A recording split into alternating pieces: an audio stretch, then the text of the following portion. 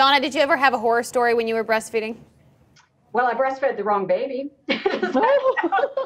Excuse me?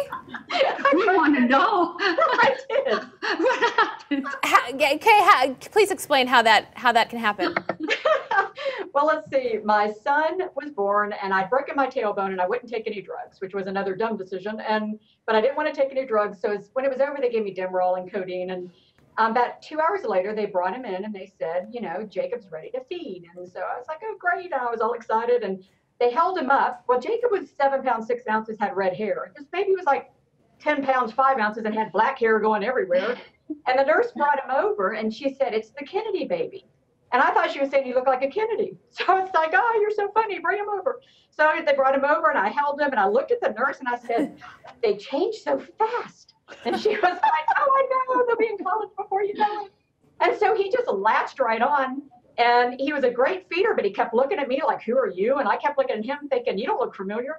But not once did I say, this is not my child. And he was a great feeder because he was 4 days old. He was a C-section from Miss Kennedy next to me. So an hour later, they brought my son in, and then I fed him.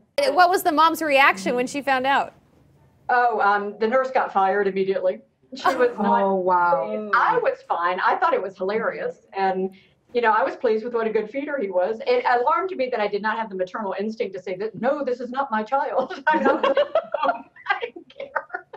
But anyway, that's my horror story. But I want you guys to know I support breastfeeding. I'm just hearing the discomfort, but we've got to get people more comfortable with it. The things we see in public, and this is the thing that people get upset about. All right, so Catherine and Julie, the last thought is breastfeeding the wrong child is that too far? Is that too much? Well, I feel terrible for the nurse. I mean, you know, I feel bad for the nurse that got fired. I can't imagine that. So that's a whole other hangout. Yeah, that's a whole we can't even begin to get into that here.